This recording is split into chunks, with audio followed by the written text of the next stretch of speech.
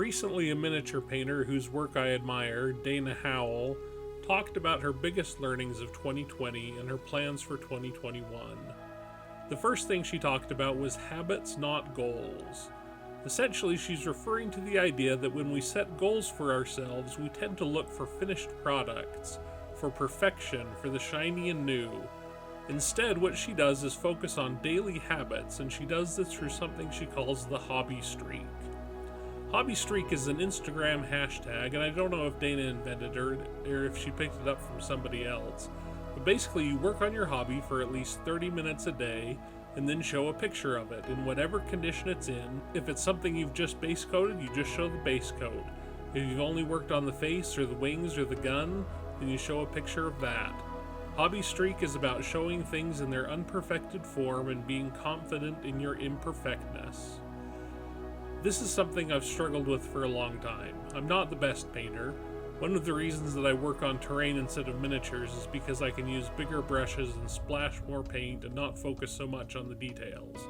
But I've always wanted to be a better miniatures painter, and at points in the past I've been a better miniatures painter.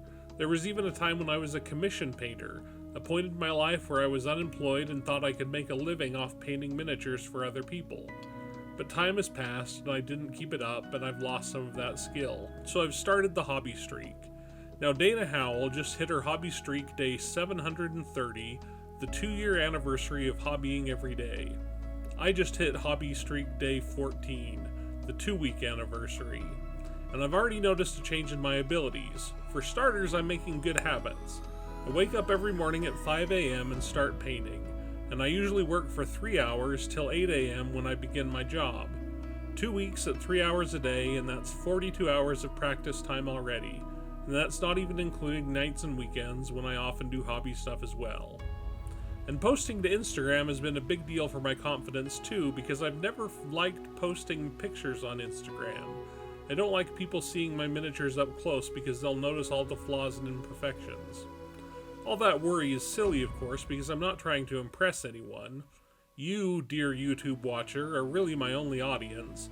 I don't try to make miniatures for clubs, and I don't play with fellow hobbyists. While there was a time I played Warhammer with my brother nearly once a week, that was 20 years ago, and miniatures and wargaming have since been a solo pursuit, something I do completely for myself. And that's an odd feeling because I work hard to paint things really well, but aside from a few glances from my wife when I ask her to look at my models, no one else sees them at all. But now I've been putting them on Instagram and of course on YouTube, so people are looking again. I'm a writer, and one of the things that you learn early on as a writer is that you have to have a very thick skin. You learn to not read reviews. I haven't gone to Goodreads for years for any reason, even though it's the primary platform that the reading community gathers to talk about books. And it's because if I go to Goodreads, I'll see all the 1-star reviews of my books.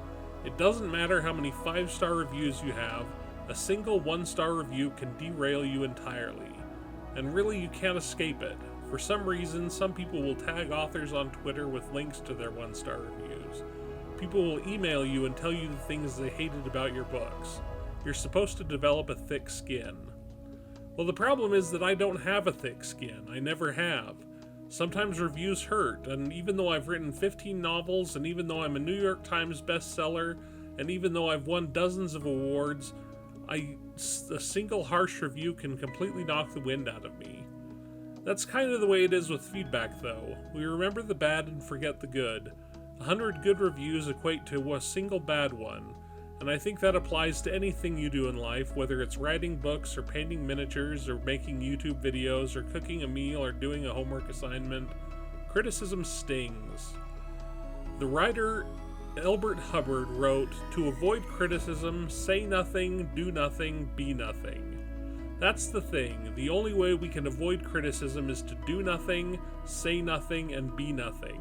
And I want to do, say, and be things. Maybe I'm not going to be the best at any of them. Maybe 100 years from now, no one will remember who I was. Maybe I'm doing all of this for my own personal gratification, but that's okay. It's totally fine to do things that only matter to yourself and to be content with creation for creation's sake. We don't have to be the best. I'm not the best painter, and I'm not the best writer, and we can all tell that I'm not the best YouTuber. but I still go and do and say and be things and try to be better at them. Maybe I won't ever publish a book again, and maybe this channel will never take off, and maybe my painting will never win awards, but I don't care because I'm doing it for me. Here's a little secret about me. I've made a lot of money writing books. Good money. Big money. But every time I've sat down to write a book for money, it has been a major flop. I've been unable to put down any words. It's been excruciating, and the end product is always bad. But every time I've sat down to write a book because I had a story I really wanted to tell, then I've found success. My best-selling book to date, a book that has been published in 15 languages and sold hundreds of thousands of copies, was written in 11 days because I couldn't make myself pause to do anything other than write. I had to get the story down on paper. It was bursting out of me. I was writing for the love of writing, and in the end, that's what made me a success. And that's why I'm doing the hobby streak. That's why every morning I wake up at 5 a.m. and paint for 3 hours. Because I love it, and I'm doing it for the love of it. And don't get me wrong, I'm not saying that doing a thing because you love it will always create financial success and awards and acclaim, but doing something you love will bring contentment. Seeing yourself getting better at something is always satisfying. So this is my challenge to you. Make a streak. Have a hobby streak, or a writing streak, or a cooking streak, or a playing streak, or anything else that you love, and turn it into a habit. If it helps to post your progress on social media, post your progress. If you want to keep your progress in a journal, do that instead. But don't be afraid to do, say, and be. Thanks for sticking with me, guys. I promise there's hobby terrain coming in the near future. I have lots of plans and things are in progress. If you follow my hobby streak on Instagram, you'll probably get a sneak peek of what I'm working on. I'll link in the description below. Also, major thanks to my patrons who make this channel possible, as well as the people who use the Buy Me a Coffee app. They keep me stocked in models and paint. If you'd like to support the channel, and the links are down there too. And do all the other stuff, like, share, and subscribe. If you want to see more of me, you can follow my daughter and I on our YouTube channel, where we watch JoJo's Bizarre Adventure together. And if you want to read my books, you can find links to them below as well. Thanks everyone, stay safe, wear your masks, get vaccinated, and I'll see you next week.